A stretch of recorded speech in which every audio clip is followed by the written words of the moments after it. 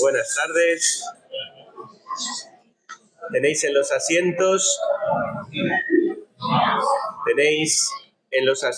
la oración Ad Sumus Sancte Spiritus, que es la oración que se ha utilizado para el sínodo. A veces se dice esa oración del sínodo, en realidad es una oración muy antigua.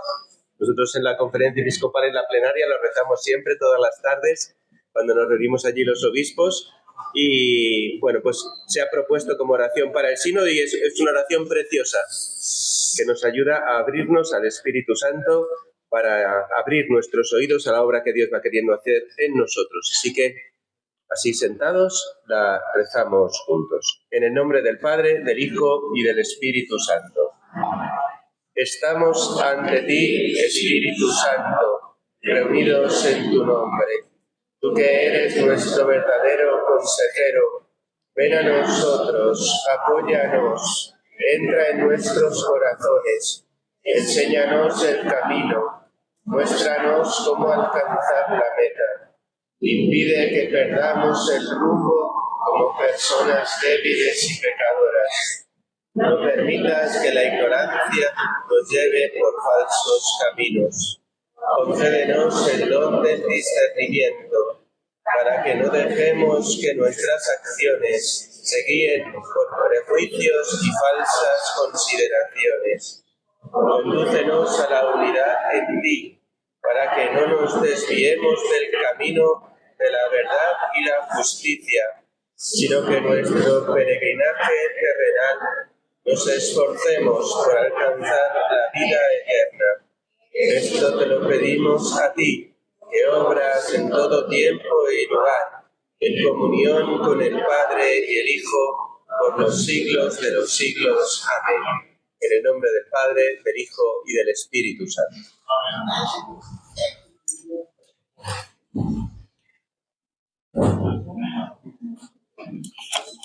Muchas gracias a todos y buenas tardes por participar una vez más en el segundo día de este encuentro de formación organizado por la Delegación de Apostolado Seglar y que nos está llevando a profundizar en el aspecto de sinodalidad en la vida de la Iglesia, en continuidad con el sínodo sobre la sinodalidad y, pues como hoy nos presentará también don Luis, el camino que Iglesia en Castilla lleva haciendo ya muchos años. Algunos sacerdotes aquí mayores comenzasteis jóvenes con don Luis en un camino en lo que pues, se conoce como el espíritu de Villagarcía, unas reuniones de vicarios, arciprestes que se tenían en Villagarcía de Campos y que pues continúan hasta hoy de una manera transformada y que pues han llevado pues, a un proceso ya más próximo en los últimos 2 años que culminará este año con una asamblea eclesial. De ello fundamentalmente nos hablará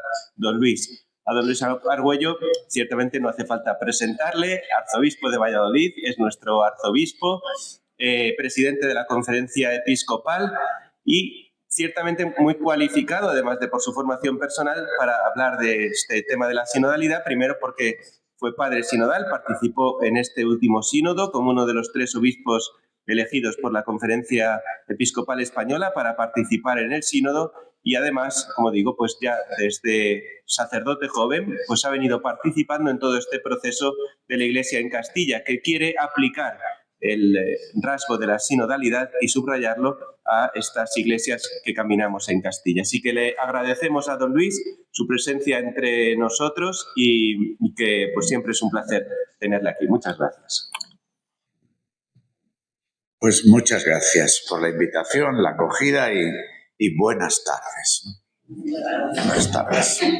Yo lo que quisiera, hablando de unos asuntos y otros, es hacer que la esperanza que ya nos habita, porque es un don de Dios, pues se encienda en nosotros más si cabe, para mirar hacia adelante en esta peregrinación, ¿no? Que en la misma oración que acabamos de hacer, hemos dicho que nuestro peregrinaje, que nuestra peregrinación terrenal, nos esforcemos por alcanzar la vida eterna. Lo que estamos viviendo en la Iglesia con el llamado Sínodo de los Obispos, que ha tenido un tiempo de preparación, 2 asambleas sinodales en octubre del año 23 y en octubre del año 2024, y ahora una fase de aplicación a partir del documento final del sínodo, es una expresión de lo que el Espíritu Santo había... ¿Puedes subir? Sí, a ver... ¿Ahora mejor? Sí, como me digáis, porque yo ahí me parece que estaba hablando... Sí, aquí adelante sí, pero atrás se oía peor. ¿Ahora se oye al fondo Sí, atrás bien? hablo, repito, sí, oye...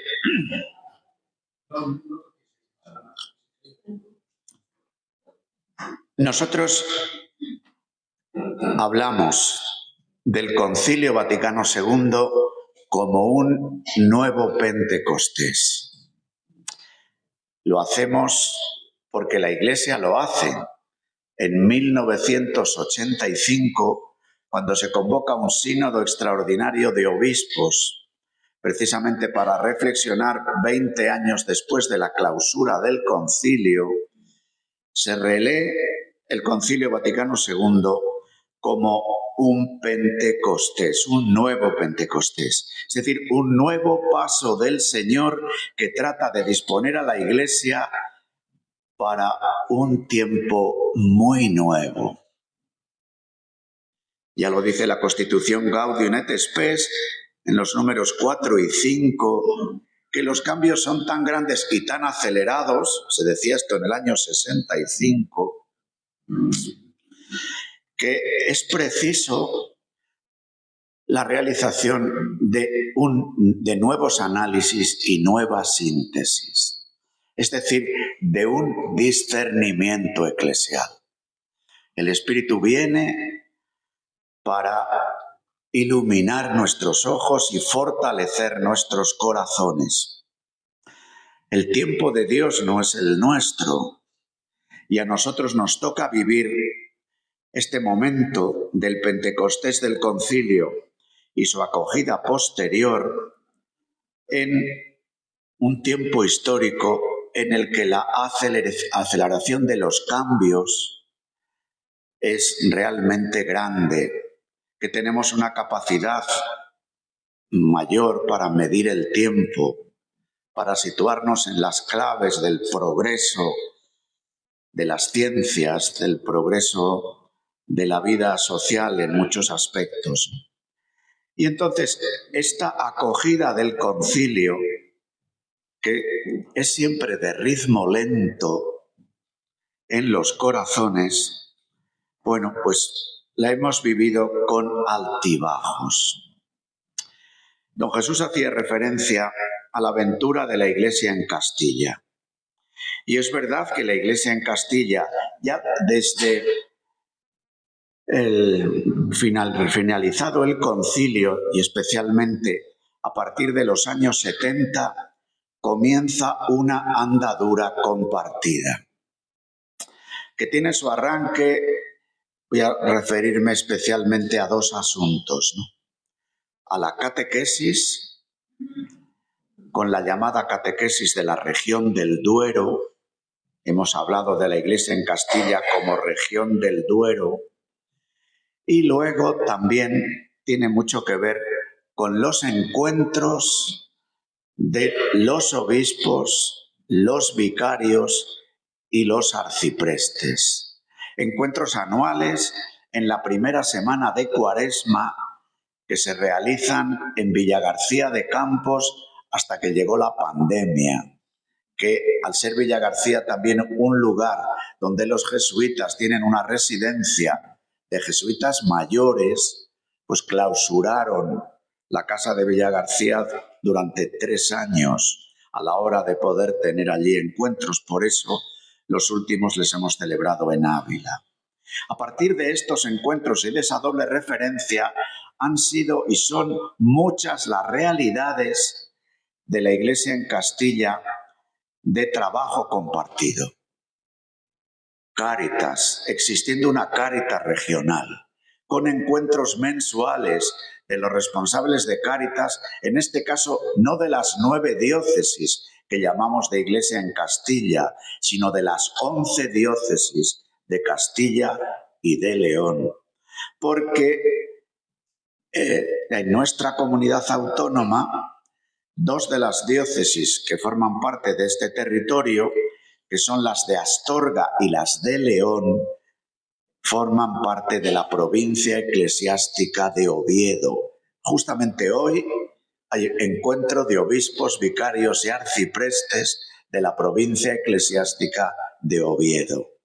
Pero por razones que son fácilmente comprensibles, porque parte de esta andadura común ha tenido que ver con el establecimiento de la comunidad autónoma, la Constitución española se aprueba en el 78 y ya en el año 80 del siglo pasado comienza la preautonomía y luego el estatuto de la comunidad autónoma. Entonces hay muchos asuntos en los que la Iglesia está presente, especialmente la vocación laical, que tienen incidencia en la vida social, especialmente en los pilares del estado del bienestar, que están gestionados por la comunidad autónoma. Por eso la Iglesia, en educación, por ejemplo, claro, depende de la comunidad autónoma, los colegios, los profesores de religión y demás. Y por eso hay un trabajo compartido de nuestras diócesis en este campo, como ocurre en la pastoral de la salud, como ocurre en pastoral penitenciaria. También trabajamos, además de catequesis, que está en el origen de todo esto, también los seminarios, ¿no? Con encuentros de seminaristas de la región, de formadores, con algunas actividades comunes, con el crecimiento del Teologado de Ávila en Salamanca como ámbito donde van encontrándose seminaristas de la región y de otros sitios. En fin, quiero deciros que forma parte de nuestra trayectoria el haber querido acoger el Concilio Vaticano II, expresando esta acogida en un subrayado de la comunión y de un planteamiento misionero, queriendo discernir lo que el Señor nos pide. Así, en estos encuentros anuales de obispos, vicarios y arciprestes se han tratado asuntos de lo más diversos, desde la catequesis e iniciación cristiana, desde la vivencia de la acción social y caritativa, desde la realidad de los pueblos pequeños, la cuestión de la espiritualidad sacerdotal, la pastoral vocacional, la pastoral familiar, en algunos casos incluso dando una doble vuelta. Nuestros encuentros nunca han querido ser unos encuentros a guisa de parlamento, ¿no? Para tomar unas decisiones que fueran obligatorias, ¿no? Sino siempre hemos hablado de pistas para el camino, cayendo en la cuenta de que es cada diócesis quien tiene la responsabilidad de la toma de decisiones, pero que la comunión de las diócesis nos ayuda a plantear cosas en común, estudiar asuntos y ofrecernos pistas. Dentro de esto hemos tomado decisiones a la hora de estos trabajos que realizamos en común, de la propuesta de la catequesis o de lo que se hace en Cáritas o de los criterios a tener juntos en materia educativa con referencia a los profesores de religión, o el convenio firmado con la Junta de Castilla y León para la presencia religiosa en los hospitales, por ejemplo. Así que también de los encuentros regionales han salido decisiones. Pero lo habitual es pistas para el camino. Y es en este ambiente donde nosotros ahora recibimos el pontificado del Papa Francisco, que se va a caracterizar, yo creo, por una cuestión. La Iglesia ha vivido con el pontificado de Pablo VI, de Juan Pablo I, de Juan Pablo II y de Benedicto XVI un esfuerzo grande de acogida del concilio a través del instrumento del Sínodo de los Obispos. Así, en 1975 sale un documento que todavía es fresco y que en nuestro caminar de la Iglesia en Castilla ha sido muy referencial. Evangelii Nunciandi. Evangelii Gaudium es el del Papa Francisco. Evangelii Nunciandi, que tiene inmediatamente después un sínodo que influye mucho en nuestro camino, porque es el sínodo sobre la catequesis, con catequesis tradende, que estas iglesias de la Iglesia en Castilla acogen con la propuesta de catequesis de la región del Duero, con un trabajo compartido, con la elaboración de materiales, con los encuentros habituales de los delegados de catequesis, con la convocatoria anual de encuentros de catequistas, con retiros, con ejercicios espirituales para catequistas también que se han hecho en la región. Desde catequesis tradende. Es decir, el concilio, ¿cómo se acoge? Poniendo primero el acento de que el Espíritu Santo, lo que nos dice en el concilio, chicos, el desafío mayor que vais a tener a partir de ahora es hacer nuevos cristianos. Porque ya no podemos decir soy católico porque he nacido en España, digo yo ahora aquí, que otro lo podría decir en Alemania o en otro lugar del mundo, ¿no? De mayorías católicas me refiero, sino que tenéis un desafío grande, que es el anuncio del Evangelio. De hecho, una de las instituciones más importantes que genera el concilio es el catecumenado bautismal, como noviciado de la vida cristiana, dice el concilio.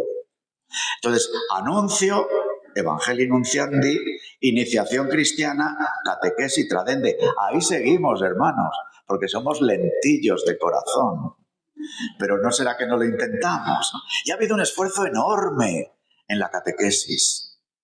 Pero también habiendo este esfuerzo enorme, revisamos y decimos, algo pasa. Y entonces sale la pregunta que surge en la Iglesia y que la plantea Juan Pablo II. Bien, evangelizar y hacer nuevos cristianos. ¿Pero quién va a hacer esto? ¿Quién va a hacer esto? Y fijaros el itinerario sinodal. ¿Cuál es la primera respuesta del Papa? ¿Quién va a hacer esto? La familia, Familiaris Consortium. ¿Quién va a hacer esto? Los laicos, Christi Fideles Laici. ¿Quién va a hacer esto? Los pastores, Pastores Dabo Vobis. ¿Quién va a hacer esto? La vida de especial consagración, Vita Consecrata. Fijaros esto porque el dinamismo del Espíritu nos ayuda a caer en la cuenta de cómo estamos siendo acompañados. Evangelizar, hacer nuevos cristianos con la iniciación cristiana, suscitar la vida como vocación, porque esta comunidad cristiana que nos incorpora a la Eucaristía nos dice, en torno a la mesa de la Eucaristía, presbíteros, laicos, especial consagración. Y hay una reflexión grande que ha sido importante, porque Christi Fideles Laici, fijaros en Christi Fideles Laici, Juan Pablo II, formula en un documento magisterial lo que ya había dicho en Haití y en Nova Yuta, en Polonia. Es el programa suyo de nueva evangelización. Pero donde formulan un documento magisterial, la nueva evangelización, es en Christi Fideles Laici. Y los obispos españoles elaboran un documento en ese mismo tiempo que se llama CLIM, Cristianos, Laicos, Iglesia en el Mundo, donde se hace una afirmación un poco fuerte. En España la nueva evangelización o la hacen los laicos o no se hará. No por una cuestión de número, no porque seamos menos curas, sino porque la evangelización a personas que no conocen a Jesús o que se han alejado de la Iglesia, hay que realizarla en los ambientes donde estamos. Hay que realizarla en la barra de un bar. Hay que realizarla allí donde nos encontramos con la gente y damos testimonio de la alegría del Evangelio, de la transformación que el Evangelio provoca en nuestras vidas. Entonces hay todo este camino que ya en tiempos de Benedicto XVI culmina con un acento fuerte que recapitula el concilio en sínodo sobre la palabra y sínodo sobre la Eucaristía. Recordad, Dei Verbum, Sacrosanctum Concilium, Lumen Gentium y los sujetos eclesiales, y siempre la Iglesia en el mundo. La Iglesia que sale, Gaudium et Spes. Claro, llega Francisco y dice, chicos, se acabó la hora de los documentos. No. Ahora es hora de que tenemos todo esto, pero es hora de decir lo que lo que el concilio ha supuesto y este esfuerzo de recepción que no es fácil. Fíjate, en Trento se toma una decisión bien importante, que es la estructura sacramental con los 7 sacramentos y la fundación de los seminarios. Bueno, ha habido muchas diócesis en el mundo que tardaron 200 años en crear el seminario. 200 años. La mayoría tardaron más de 100 años. Lo que pasa es que ahora vivimos en un tiempo en el que todo está pesado, medido y contado con estos aparatos. Y entonces todo se nos hace largo. Porque las transformaciones de calado tardan. Estamos celebrando 1700 años de Nicea. Y toda esa reflexión costó unos cuantos concilios que duraron casi 2 siglos. Nicea, Éfeso, Calcedonia, Constantinopla. Lo que pasa es que somos gente que tiene un poco prisa. Que está bien, ¿no? Tener esa urgencia de decir caminamos con anunciamos el Evangelio, pero veamos un poco cuál es la línea de fuerza de fondo. Y entonces el Papa dice, Lumen Fidei, la luz de la fe es valiosa cuando están apagándose las luces del siglo de las luces, del iluminismo, de la ilustración. Lumen Fidei, primer texto del Papa Francisco. Es verdad que ha escrito a 4 manos con Benedicto, como ahora León XIV nos ha regalado la exhortación Dilexit Te, escrita a 4 manos con el Papa Francisco. Pero la luz de la fe puede ser valiosa para iluminar esta transformación. Luego va Rosalía y hace un disco que se llama Lux, y encima está inspirado en Simone Weil para que todo sea más divertido y más como diciendo aquí bueno, el Señor nos llama y nos acompaña. ¿Y qué es lo que plantea en lo que sí que es su primer documento programático, Francisco? Conversión pastoral. Y este es el tema de nuestra asamblea eclesial. Habéis hecho un prólogo muy grande para ir aterrizando y decir, el Papa que nos dice, conversión pastoral. Conversión pastoral, que es conversión de los corazones, es conversión de los estilos, es conversión de las estructuras pastorales, de la organización que tenemos como iglesia. Entonces, impulsa esto. ¿Para qué la conversión pastoral? Para el anuncio del Evangelio, para el anuncio del querigma.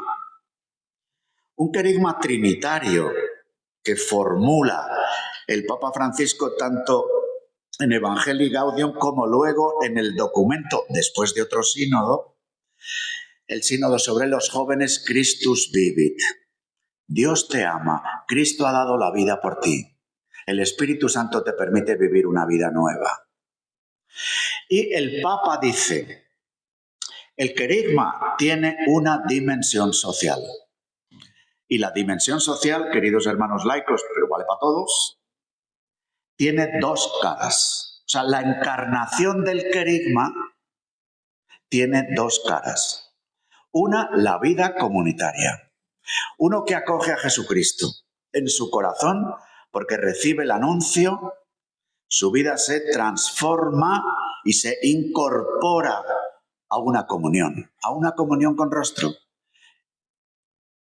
La dimensión social del querigma es en una cara de la moneda la vida comunitaria y en la otra cara de la moneda llevar el amor del Señor en la dimensión social de la fe, en la ayuda a los empobrecidos, en el compromiso por la justicia, en la lucha a favor de la vida, en el cuidado de la casa común, porque todo esto relata Francisco en el capítulo 4 de Evangelii Gaudium, y luego dedica 2 encíclicas a explicarle: Laudato Si, de Ecología Humana Integral, y Fratelli Tutti, sobre la amistad civil y la fraternidad universal, explicándonos del querigma lo que significa el anuncio de Dios Creador y Padre. Dios Creador, Laudato Si; Dios Padre, Fratelli Tutti.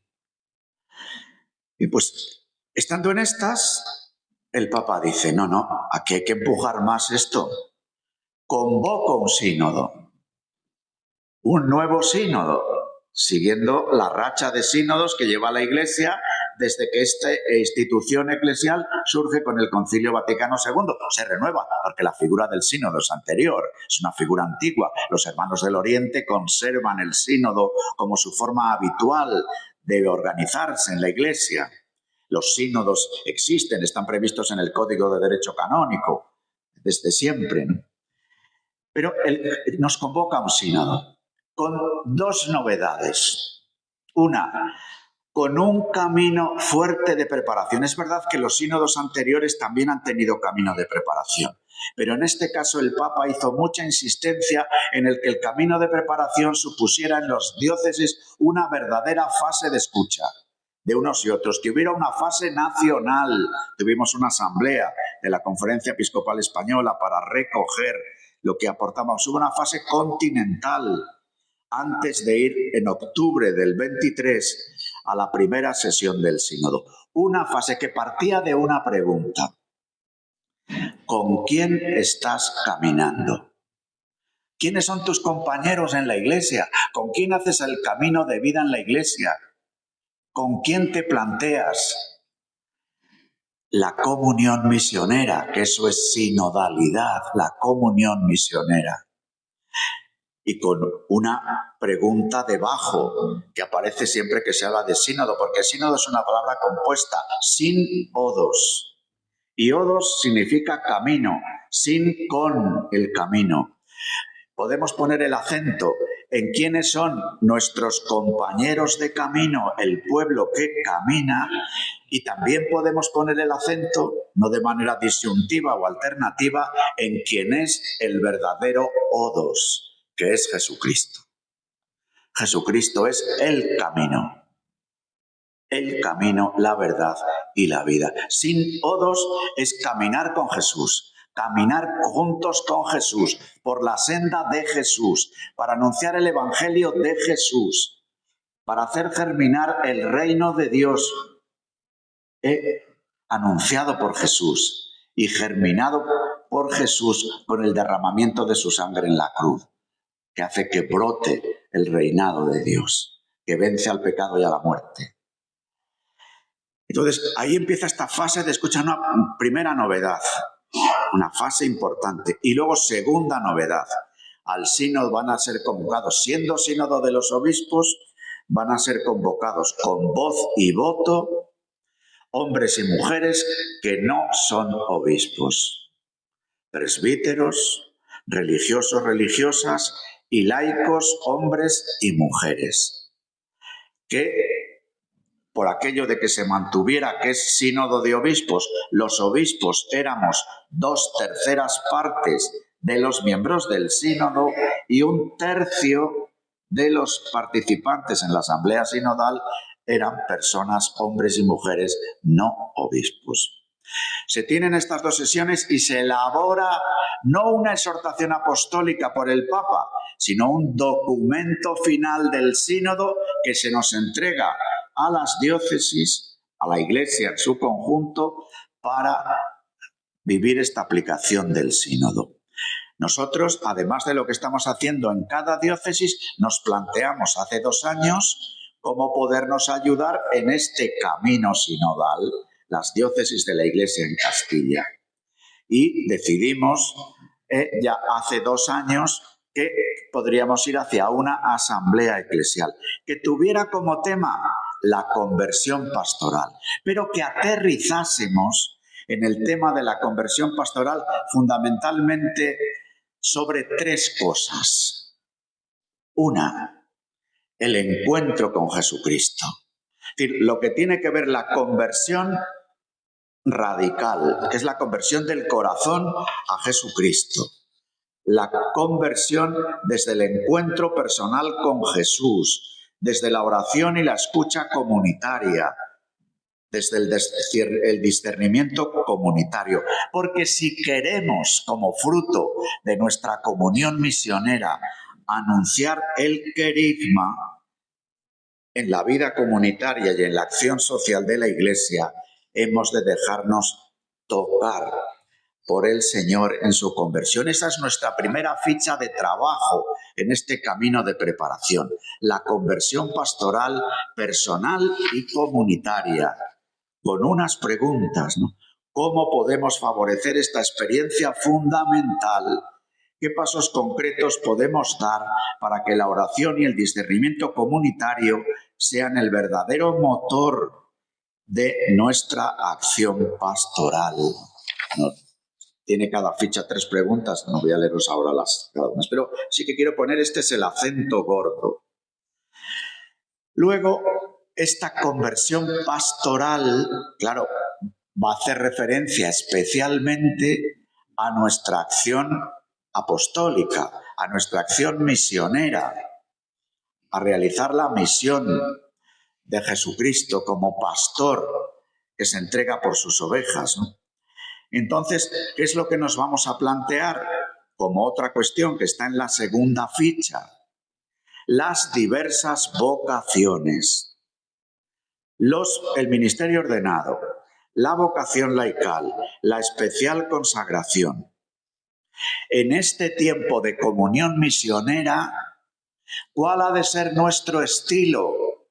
Y al hablar de estilo, para cultivar dos dimensiones. Una, la de la comunión con otros, la de trabajar juntos, presbíteros religiosos laicos. Y otra, para el estilo apostólico.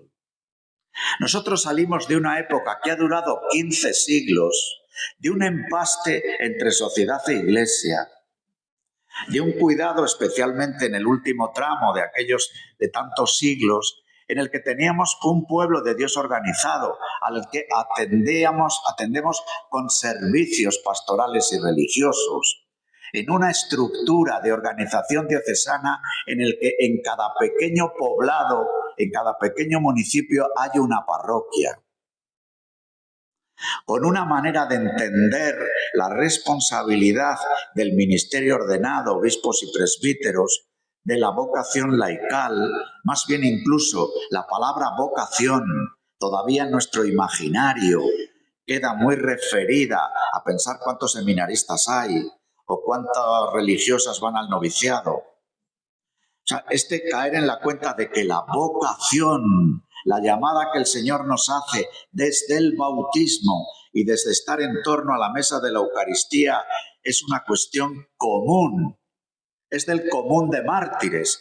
Todos en la Iglesia somos vocación. Y estamos llamados a dar nombre a esa vocación. Y desde ahí decimos, no es lo mismo ser presbítero, obispo, en una época en la que la realidad de un pueblo está más o menos estable y organizada, que ser pastor en un tiempo misionero. En el año 85, la preparación del sínodo, porque esto que yo os voy a decir no fue en el 85, fue en el 84-85, con motivo de un encuentro de los obispos de Europa, el Papa Juan Pablo II les dijo, hemos de volver al modelo apostólico enteramente primero. ¿Cuál es el modelo apostólico enteramente primero? El que aparece dibujado en la tradición sinóptica entre los 12, los 72, los pobres, la muchedumbre. Ese es el modelo apostólico. ¿Cómo recrea el ministerio ordenado la vida apostólica? ¿Cómo los 72, los discípulos misioneros, recrean su condición laical? Y cómo de entre los 12 y los 72 las nuevas formas de vida consagrada. En el primer modelo apostólico eran las viudas, luego aparecieron algunos ermitaños y demás.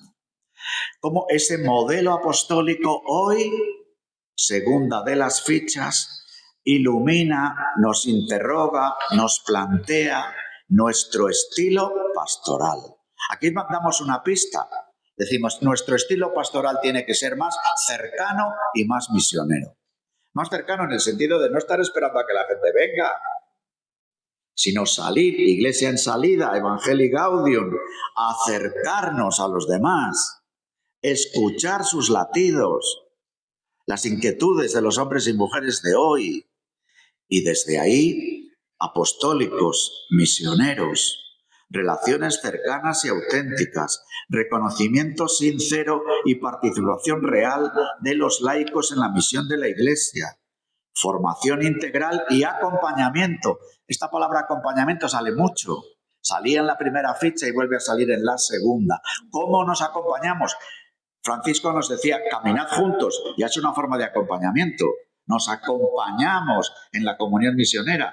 Pero luego es verdad que muchas veces las situaciones que vivimos nos piden un acompañamiento personal.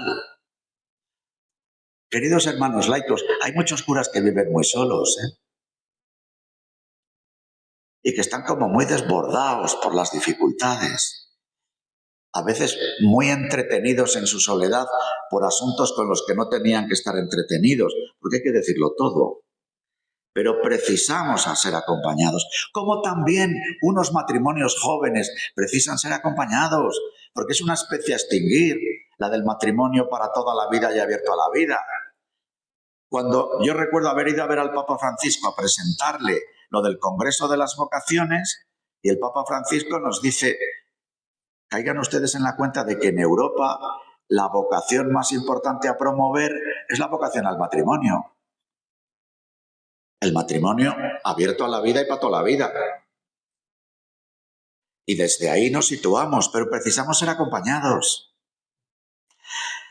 ¿Qué estilo presbiteral? Que no vale solo decir ahora un cura tiene 10 parroquias o 15 o 20, sino cómo se sitúa, porque no se trata de acumular más pueblos o más parroquias, sino cuál es nuestra forma de estar. ¿Cuáles son los rasgos de la vocación laical? ¿Cómo vivir? Ayer estuvo Eva, la presidenta de la Acción Católica. La Acción Católica General es un instrumento concreto de acompañamiento laical, de formación laical, de impulso de la vida apostólica de los laicos de parroquia. Los religiosos, en un nuevo tiempo, ¿no?, probados en Europa especialmente por la crisis de las vocaciones, teniendo que cerrar muchas presencias, con el desafío de las vocaciones nuevas que surgen en África y en Asia. Cómo los religiosos no tienen que estar agarrados de la brocha ya de la exención religiosa, de la exención del obispo, de la exención de su vida diocesana, sino incorporados al pueblo con el que caminan, respetando, por supuesto, su obediencia a lo que el provincial pueda decir, que un religioso o una religiosa se vaya de un sitio a otro, pero mientras está, ¿cómo participar de esta comunión misionera? Y en tercer lugar, nos queremos plantear en esta asamblea nuestra organización para la misión. La Iglesia en Castilla tiene miles de parroquias. Si sumo Astorga y a León, esos miles son muchas. La mayoría, la gran mayoría, están en núcleos de menos de 100 habitantes. Con todo el cariño, empezando por mi pueblo, que en el censo tiene 99 habitantes y en invierno, o sea, ya desde Los Santos, si en mi pueblo duermen 30 personas, estamos de enhorabuena. Podemos decir que la parroquia de mi pueblo sigue siendo parroquia. Hombre, tenemos una iglesia estupenda. Y bendito sea Dios. Pero desde lo que significa ser una parroquia, una pila del bautismo, una mesa de la Eucaristía y en torno a la pila del bautismo y la mesa de la Eucaristía, una comunidad que engendra nuevos cristianos y una comunidad que acoge la caridad de la Eucaristía y la ofrece. Sí que no podemos. Pues asumámoslo, ya no somos parroquia. Y entonces nuestra forma de ser parroquia, de estar en la comunidad cristiana, pues seguramente es en una dispersión, concentración. Pero sobre esto tenemos que discernir juntos. Y yo sé que no basta que lo digamos los obispos. No vale dar un baculazo y decir de aquí a mañana pasamos en la diócesis. En mi diócesis que hay 305 parroquias, de las cuales 120 tienen menos de 200 habitantes, pues vamos a decir a partir de mañana estas no son parroquias. No, tendremos que buscarlo juntos, que discernirlo juntos, pero al mismo tiempo ayudarnos a dar pasos juntos en estas reformas. Decimos aquí, lo primero que nos planteamos no es la organización. Lo primero que nos planteamos es fortalecer comunidades vivas. La cara que os decía yo de la dimensión social del querigma. ¿Con quién comparto yo la fe? Que es algo más que participar en la Eucaristía del domingo, aunque eso sea importantísimo, porque somos el pueblo del domingo. Pero ¿con quién rezo yo entre semana? ¿Con quién leo la palabra? ¿Con quién hago un discernimiento de lo que pasa en mi barrio o en mi pueblo o en el mundo? ¿Con quién me planteo la posibilidad de arrimar el hombro en la causa de la evangelización? Comunidades vivas. Y luego tenemos que repensar las parroquias en clave de misión. Significa avanzar hacia unidades pastorales donde se compartan recursos humanos y materiales. Y así decimos una de las preguntas, más allá del reconocimiento canónico, porque lo mismo no merece la pena que nos peleemos por el título de la parroquia de mi pueblo, sino qué mínimos debe tener una comunidad cristiana para que la podamos considerar parroquia. En líneas generales, ¿qué acciones pastorales deberían ser de la parroquia o unidad pastoral? ¿Cuáles del arciprestazgo y cuáles de la diócesis? Porque uno de los grandes inventos del Concilio Vaticano II es la iglesia particular o diócesis, donde acontece la una santa, católica y apostólica, que ya no decimos romana, como decíamos de pequeños los que estudiamos, los que fuimos al catecismo en los años 50, que es mi caso, que ya tengo mis años. Y entonces decíamos una santa, católica, apostólica y romana. Pues no, señor. Lo de romana no forma parte del credo. La Iglesia es una santa, católica y apostólica. Y eso acontece en Segovia, en esta iglesia particular o diócesis presidida por un sucesor de los apóstoles. Pero el sucesor de los apóstoles forma parte del colegio de los 12. Por eso esta iglesia es una santa, católica y apostólica. Lo es en la medida que vive la comunión de las iglesias en la iglesia toda o iglesia universal. Entonces, esto, claro, tenemos que ayudarnos a dar algunos pasos para esta reforma de nuestras estructuras. Luego, muchas veces nuestras curias diocesanas tienen más oficinas que oficinistas. En el sentido de que, claro, la Iglesia Universal tiene un organigrama, la Conferencia Episcopal tiene un organigrama y a veces desde la conferencia nos ponemos pesados y enviamos cartas y convocatorias y carteles pensando que en todos los sitios tiene que haber todo. Y no, hoy tenemos que concentrarnos en la misión. Y lo mismo no tiene por qué haber tantas oficinas, tantos departamentos, tantas delegaciones, sino menos, más unidos y a ello. Eso lo tenemos que pensar juntos. En esta asamblea nos daremos algunas pistas, pero luego vosotros en esta iglesia sois con el obispo los que tenéis que plantearlo. Para eso nos hacen falta órganos de discernimiento. Por eso este impulso grande que ya hicimos después del concilio, que luego languideció y que el sínodo nos dice de nuevo adelante en los consejos de pastoral parroquial, en consejos de pastoral arciprestal o diocesano, según la organización de cada sitio. Consejos que son fundamentalmente el equipo misionero de la unidad pastoral. Porque cuando formamos los consejos en los años 70, lo recordáis los más mayores, eran instrumentos al servicio de lo que llamábamos entonces la pastoral de conjunto. Una manera de que las diversas oficinas se coordinaran, de que las cosas de los religiosos y las de las parroquias fuera una manera de ponernos de acuerdo en las agendas, de que entre los diversos grupos parroquiales también nos poníamos de acuerdo en las agendas. Hoy el Consejo de Pastoral Parroquial no es un instrumento para la pastoral de conjunto. Es un equipo misionero, un grupo de personas que ora en común, que discierne en común y que alienta un paso adelante en la misión para ver cómo podemos poner en relación catequesis, liturgia y caridad, que es un sistema de vasos comunicantes, que no son cosas que vayan por separado. El desafío tan grande que tenemos en la catequesis de iniciación cristiana con los niños, de cómo llegar a sus padres. Porque ya lo dijo Catequesis Tradende, que es de finales de los 70.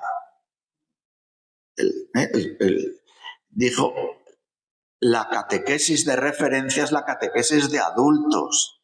Cuando se tiene catequesis con niños, lo que hay que ver es la catequesis que se da a los padres. Porque si los padres no vienen a misa, ¿cómo un niño que haga la primera comunión va a hacer la segunda? Si sus padres no le traen. Yo sé que esto es fácil de decir y yo, en mi propia diócesis de Valladolid, esto nos cuesta un montón. O sea, no penséis que yo tengo recetas mágicas, ¿no? Yo tengo búsquedas y aliento, pero no recetas. Entonces, por aquí un poco queremos caminar, ¿no? Sabiéndonos iluminados por el fuego del Pentecostés del Concilio Vaticano II, sabiéndonos herederos de muchos hermanos mayores nuestros que han trabajado un montón en todos los campos de la vida de la Iglesia, también en el deseo de caminar juntos en la Iglesia de Castilla y León. Y queriendo ahora acoger este nuevo impulso del camino sinodal para que laicos, presbíteros y nuevas y antiguas formas de vida consagrada vivamos una comunión misionera, para lo que sabemos que tenemos que renovar nuestra conversión personal, que tenemos que ajustar nuestros estilos apostólicos de ser, la manera de ser presbítero, la manera de ser laico, no inventándonos, ¿no? Porque la Iglesia siempre vive un coloquio entre fidelidad y novedad. O sea, no se trata de que nos inventemos ahora qué es ser un cura. No, porque hemos de ser fieles al designio del Señor. Pero somos fieles en la novedad del tiempo, porque Jesucristo ha resucitado. O sea, nosotros no seguimos a uno que murió y somos del club de amigos del que se murió, sino que vive y derrama su espíritu sobre nosotros. Por eso podemos vivir la novedad, porque Él es la novedad, porque el sínodo fundamentalmente es caminar con Él, caminar juntos con Él, para anunciar el Evangelio, hermanos, y para anunciando el Evangelio en esta época que para algunos es poshumana, posmoderna, posdemocrática, de posverdad, los creyentes nos situemos en un tiempo en un tiempo de nuevo anuncio, de nuevo paso adelante, de renovación de la esperanza, sabiendo que esto va a pedir de nosotros una conversión que se haga reajuste de estilos y de estructuras. Pidamos la luz del Espíritu Santo y la intervención de María para poder ser fieles a lo que el Señor quiera de nosotros en esta hora. Por mi parte, acabo y abrimos un tiempo de diálogo.